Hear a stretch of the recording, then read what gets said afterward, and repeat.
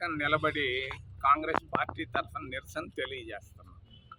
ఏంటి ఆ నిరసన అంటే, తిరుపతి రాజధాని నగరం కావాలని ఎన్జి రంగా గారు, తరిమెల నాగిరెడ్డి గారు అప్పుడు ఉన్నటువంటి ప్రజలందరూ డిమాండ్ చేశారు. తిరుపతి రాజధాని కానికుండా నీలం సంజీవ్ రెడ్డి దాన్ని కర్నూలుకు తీసుకెళ్ళాడు. కర్నూలు నుంచి హైదరాబాద్కి వెళ్ళింది. ఇప్పుడు ఎక్కడికి వెళ్ళిందో మనందరికీ తెలుసు. నీలం అది చేసి ఈ భవనానికి గడియారం కింద నీలం సంజీవ్ రెడ్డి భవన్ అని పేరు పెట్టున్నారు. ఆ భవన్ పేరు తీసేసి తిరుపతి రాజధానికి అన్యాయ భవన్ అని పేరు పెట్టుకుంటే చాలా చక్కగా ఉంటుంది. తిరుపతికి జరుగుతున్నటువంటి అన్యాయాలు ఒక్కొక్కటి కాదు. తిరుపతికి రావాల్సినటువంటి రాజధాని పోయింది. తిరుపతికి రావాల్సినటువంటి క్రికెట్ స్టేడియం ఆగిపోయింది. తిరుపతికి రావాల్సిన మనవరం బెల్ ఫ్యాక్టరీ ఆగిపోయింది. తిరుపతికి రావాల్సినటువంటి దుగరాజపట్టణ ఓడరేవు ఆగిపోయింది. మరి తిరుపతికి ఏం జరుగుతూ ఉంది? అన్యాయం జరుగుతూ ఉంది. అందరూ జనాలు చూస్తూ ఉన్నారు.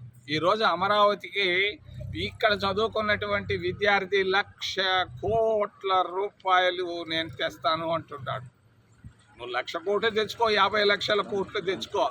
ఈడ ఉద్యోగాలు చేస్తున్నటువంటి వాళ్ళకి జీతాలు ఇవ్వయా. ఫస్ట్ నువ్వు 1,00,000 కోట్లు అమరావతి సంగతి పక్కన పెట్టు.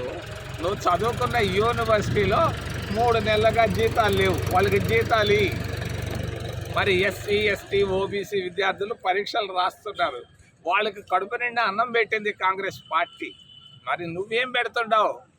బాగా పెడుతున్నావు అన్నం అంటే సరిపోద్దే? వాళ్ళని అడుగు, చెప్తారు వాళ్ళ కష్టాలు. వాళ్ళ తల్లిదండ్రులను అడిగితే తెలుస్తుంది. మూడవది ఎన్ఎంఆర్లు. ఏంటి ఎన్ఎంఆర్ల పరిస్థితి?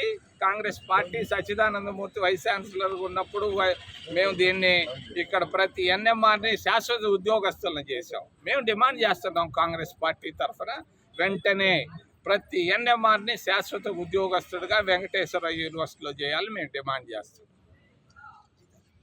దేశ రాజకీయాలు ఇప్పుడు పాక్తో యుద్ధం అంటున్నారు. 50 సంవత్సరాల క్రితం 1971లో ఇందిరాగాంధీ చాలా తెలివిగా పాకిస్తాన్ని బలహీనం చేసింది. బంగ్లాదేశ్ అని పాకిస్తాన్. మరి బలహీనం అయిపోయిన తర్వాత ఇందిరాగాంధీ, భుట్టో గారు ఇద్దరు కలిసి సిమ్లాలో ఒక ఒప్పందాన్ని తీసుకున్నారు. ఆ ఒప్పందం ఏంటంటే, ఏ సమస్య ఈ 2 దేశాల మధ్య వచ్చినా శాంతియుతంగా పరిష్కరించుకున్నామన్నది అగ్రిమెంట్. ఆ రోజు ఉన్నటువంటి అగ్రిమెంట్. మరి ఆ అగ్రిమెంట్ను గురించి దేశ ప్రజలు ఆలోచించాల్సిన అవసరం ఉంది. అణుబాంబులు వేసుకొని నష్టాలు అటు ఇటు గురి కాకుండా శాంతియుతంగా ఇందిరాగాంధీ విధానాన్ని ఫాలో కావడం ప్రస్తుతానికి దేశానికి మంచిది, ప్రపంచానికి కూడా మంచిదని తెలియదు. ఎన్నాళ్ళు ఇంకా శాంతిగా ఉండమంటారు? అంటే వాళ్ళు దాడి చేస్తుంటే దాడి చేయించుకుంటున్నారు. దాడి ఎందుకు జరుగుతూ ఉంది? దీనిపైన రీసెర్చ్ చేయాలి వెంకటేశ్వర యూనివర్సిటీ, అన్ని యూనివర్సిటీలు. అది తెలుసుకోకుండా ఒకడొచ్చి నన్ను చెంప మీద కొట్టాడు. ఎందుకు కొట్టాడో తెలుసుకోకుండా నేను తిరిగోడి చెంప పళ్ళు రాలగొడితే ఎట్టా? అది కాదు గాంధీ గారి ఉద్దేశ్యం. అహింస, శాంతి, దేశ సమగ్రత, ఇవన్నీ ఆలోచించాల్సిన అవసరం. సరే, ఎంఎన్ఆర్లు అంటున్నారు. మీతో పాటు ఒక్కరు కూడా ఎంఎన్ఆర్ కనపడలేదు ఇక్కడ.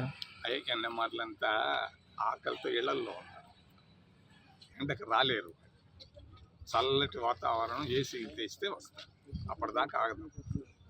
మేము అక్కడికి వెళ్ళి ఆడ టీటీడీలో మరి అక్కడ ఉద్యోగస్తులకి ఇళ్ల స్థలాలు ఇవ్వమంటే ఒక్కరి నోరు తెరవటంలే.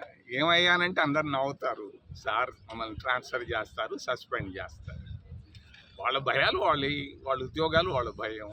ఉద్యోగ భద్రత కావాలా, కానీ మేము వాళ్ళ శాశ్వత ఉద్యోగాలు వాళ్ళు శాశ్వతం కావాలని మేము ఖచ్చితంగా కాంగ్రెస్ పార్టీ డిమాండ్ చేస్తాం.